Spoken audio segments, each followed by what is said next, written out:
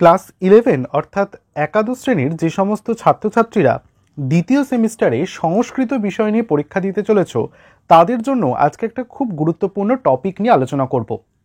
আগামীকাল তোমাদের সংস্কৃত পরীক্ষা, দ্বিতীয় সেমিস্টারের বার্ষিক পরীক্ষা। তার আগে আমি তোমাদের মডেল প্রশ্ন কেমন হতে চলেছে বা তোমরা কীরকম প্রশ্নপত্র পরীক্ষা দিতে চলেছ তা নিয়ে আলোচনা করব। আমাদের মধ্যে অনেকেই কিন্তু সংস্কৃত পড়লেও সংস্কৃতের সঠিক প্রশ্ন প্যাটার্ন দ্বিতীয় সেমিস্টারে কেমন হতে চলেছে তা অনেকেই কিন্তু জানি না। আজকে সেই পুরো প্রশ্ন প্যাটার্নটা তোমাদের জানাবো। তোমাদের কত কত নম্বরের কোথা থেকে অর্থাৎ কোন অংশ থেকে তোমাদের পড়তে হচ্ছে এবং কোন অংশ থেকে তোমরা সবথেকে ভালো উত্তর লিখতে পারবে, কত নম্বরের উত্তর লিখলে তোমরা সবথেকে ভালো নম্বর পাবে সেটা নিয়ে আলোচনা করব। নমস্কার বন্ধুরা, বাংলা ক্লাসেস বাই জিৎ চ্যানেলে তোমাদের সকলকে স্বাগত জানাই। ভিডিওটা শুরু করার আগে একটা অনুরোধ, ভিডিওটা ভালো লেগে থাকলে অবশ্যই ভিডিওটিকে একটি লাইক করে বন্ধুদের সঙ্গে শেয়ার করতে ভুলবে না। চ্যানেলে যদি নতুন হয়ে থাকো তাহলে অবশ্যই চ্যানেলটিকে সাবস্ক্রাইব করে পাশে থাকা বেল আইকনটি প্রেস করে চ্যানেলের সঙ্গে থাকবে। তাহলে চলো দেখে নিই সংস্কৃত বিষয়ের মডেল প্রশ্নপত্র কেমন হতে চলেছে। দেখো, তোমাদের সামনে লেখা রয়েছে, আমি তোমাদের জন্য যে মডেল প্রশ্নপত্রটা বোর্ডের নির্দেশিকা অনুসারে দেওয়া হয়েছে ঠিক তার অনুকরণ করেই কিন্তু একটি নতুন প্রশ্নপত্র তৈরি করেছি। তোমরাও কিন্তু পরীক্ষার হলে ঠিক এরকম সময় বা এরকম প্রশ্ন প্যাটার্ন অনুসরণ করেই কিন্তু প্রশ্নপত্রে উত্তর লিখবে। লেখা রয়েছে বাংলা ক্লাসেস বাই জিৎ, একাদশ শ্রেণী, দ্বিতীয় সেমিস্টার, সংস্কৃত বিষয়ের paper, model question paper for 2025। যেখানে আমরা সকলেই জানি যে প্রথম সেমিস্টারের মতো আমাদের দ্বিতীয় সেমিস্টারেও কিন্তু 40 নম্বরে পরীক্ষা দিতে হচ্ছে, যেখানে আমরা বিভিন্ন রকম অর্থাৎ 2, 3 এবং 5 নম্বরের মধ্যম ব্যাখ্যাধর্মী এবং বিশ্লেষণ বা বড় প্রশ্ন বা রচনাধর্মী প্রশ্নের উত্তর লিখব। প্রথমেই তোমাদের থাকবে গদ্য পদ্য নাট্যাংশ থেকে সম্পূর্ণ প্রশ্ন, যেখানে তোমাদের গদ্যাংশ, পদ্যাংশ এবং নাট্যাংশ মিলিয়ে টোটাল 20 নম্বরের উত্তর করতে হবে। তোমাদের সময় দেওয়া হবে 2 ঘন্টা করে। দেখো, প্রথমে রয়েছে গদ্য পদ্য নাটক থেকে। তোমাদের অবশ্যই মাথায় রাখতে হবে, তোমাদের এই সেকশনটা খুব ভালো করে খেয়াল করতে হবে। তোমাদের প্রথমে 2 নম্বরের প্রশ্নের উত্তর দিতে হবে, যে কোনো 2টি, যা প্রত্যেকটির মান যেহেতু 2 করে অর্থাৎ তোমাদের এখানে 4 নম্বর তুলতে পারো।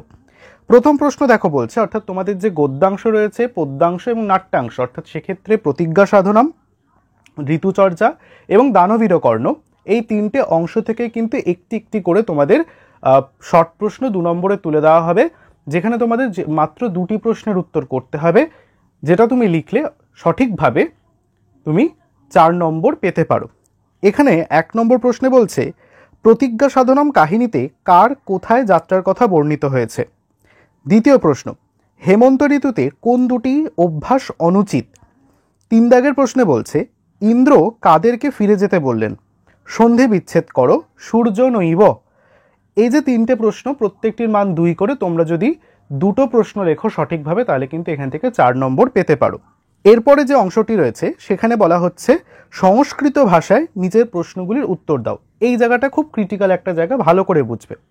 পর্ষদ তাদের মডেল প্রশ্নপত্রে নির্দেশ দিয়েছে যে 3 নম্বরের ক্ষেত্রে, অর্থাৎ 3টে আমাদের যেখানে 2 নম্বরের প্রশ্ন লিখতে হবে, সেখানে কিন্তু আমাদের এই ব্যাখ্যাধর্মী প্রশ্নের ক্ষেত্রে সংস্কৃত ভাষায় উত্তর দিতে বলা হয়েছে পর্ষদের নির্দেশিকা অনুসারে, যেখানে তোমাদের সংস্কৃত ভাষায় অথবা দেবনাগরী উচ্চারণে বাংলা ভাষায় তোমরা উত্তর করতে পারো। এখানে তোমাদের 2 নম্বরে সর্বমোট 3টে প্রশ্নের উত্তর দিতে হবে, যেখানে তোমাদের 4টে প্রশ্ন দেওয়া থাকবে।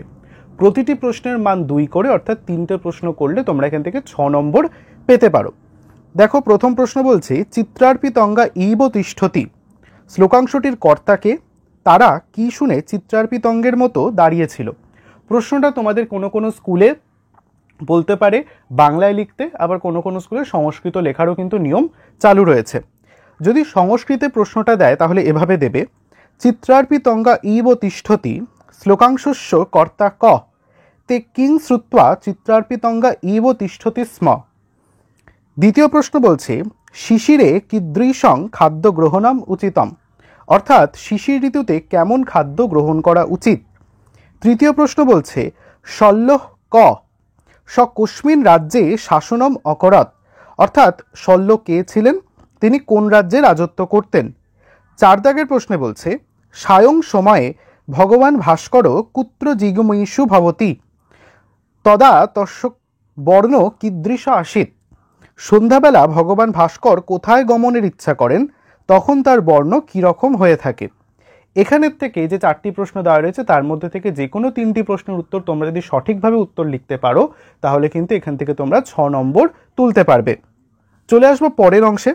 এখানে তোমাদের শেষ যে অংশটা রয়েছে অর্থাৎ গদ্যাংশ, পদ্যাংশ এবং নাট্যাংশ থেকে বড় প্রশ্ন লিখতে হবে যে কোনো 2টি।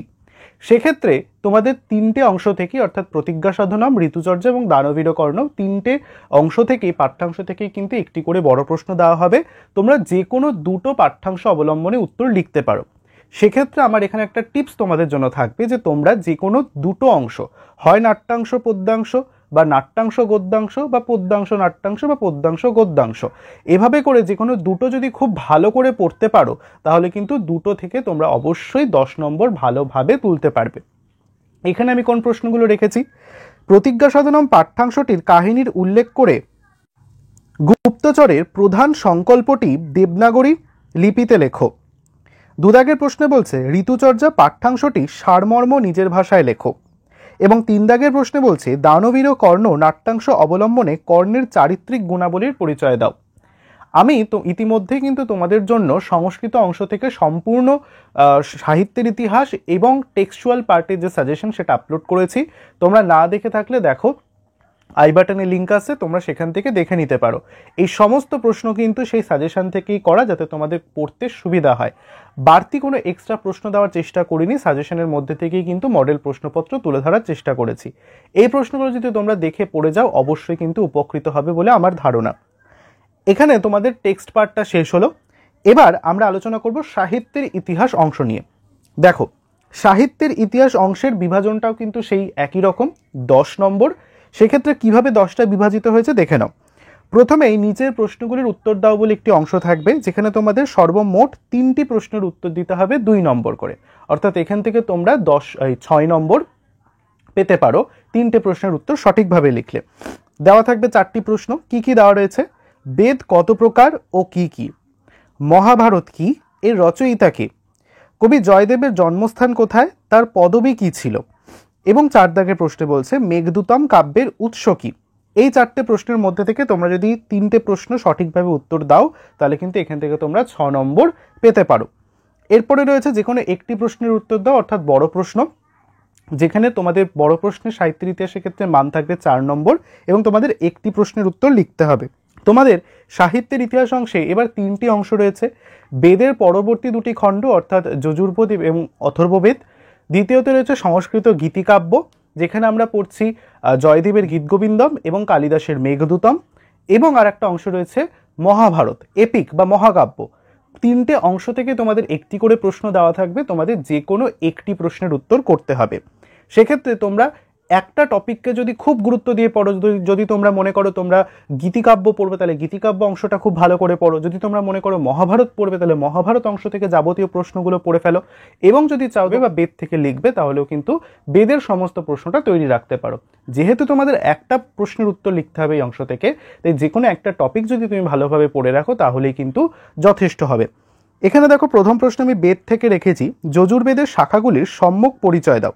দ্বিতীয় প্রশ্ন বলছে ভারতীয় সমাজ ও সাহিত্যে মহাভারতের প্রভাব আলোচনা করো। খুব গুরুত্বপূর্ণ একটা প্রশ্ন, প্রায় সব স্কুলে কিন্তু এই প্রশ্নটা এবছর দেখতে পাওয়া যাবে।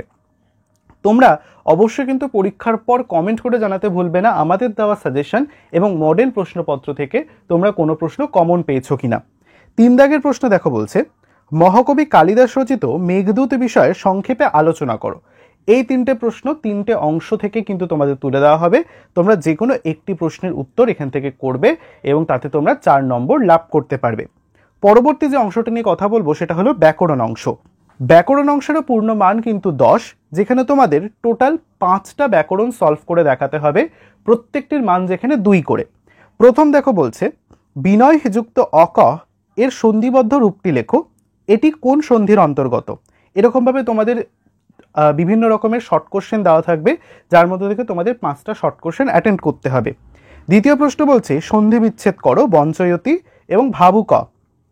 3 নম্বর প্রশ্ন মাতৃশব্দের দ্বিতীয়া ও ষষ্ঠীর বহুবচনের রূপটি লেখো। চতুর্থ প্রশ্ন বলছে গুণিন শব্দের দ্বিতীয়ার বহু দ্বিবচন ও সপ্তমীর বহুবচনের রূপ দুটি লেখো। 5 দাগের প্রশ্নে বলছে দৃশ ধাতুর লিট উত্তম পুরুষের একবচন ও দ্বিবচনের রূপ দুটি লেখো। 6 দাগের প্রশ্নে বলছে শ্রু ধাতুর লট উত্তম পুরুষের একবচন ও দ্বিবচনের রূপটি লেখো বা রূপ দুটি লেখো। 7 দাগের প্রশ্নে বলছে শূন্যস্থান পূরণ করো প্রত্যয় অংশ থেকে। ড্যাশ যোগ তুমুন, অর্থাৎ এখানে মূল ধাতুরূপটা বসাতে হবে বা মূল ধাতুটা বসাতে হবে যার সঙ্গে তুমুন প্রত্যয় করলে গন্তুম শব্দটির উৎপত্তি হচ্ছে। দ্বিতীয় বলছে ড্যাশ যোগ সত্রী, অর্থাৎ সেই ধাতুটা বসিয়ে সত্রী প্রত্যয় যুক্ত করে তৈরি হবে পশ্চাৎ। এখানে তোমাদের মূল ধাতু দুটি বসাতে হবে। এখানে এরমভাবে না দিয়ে তোমাদের ইচ্ছে মতো স্যার যেভাবে বলেছেন সেভাবেও কিন্তু আসতে পারে প্রশ্নে। আমি তোমাদের একটা মডেল প্রশ্ন ধারণা দিচ্ছি যে প্রত্যয় অংশ থেকে কিভাবে আসতে পারে।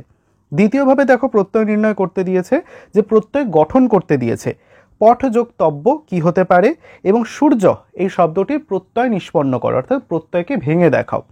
এই ছিল সম্পূর্ণ মডেল কোশ্চেন পেপার সংস্কৃত বিষয়ের জন্য, যা তোমাদের আজকে আলোচনা করলাম এবং আশা করছি এখান থেকে এইভাবেই তোমাদের কিন্তু প্রশ্নপত্র হবে পরীক্ষার হলে, যেটা তোমরা আগে থেকে জেনে গেলে অনেকটাই উপকৃত হবে আশা করছি।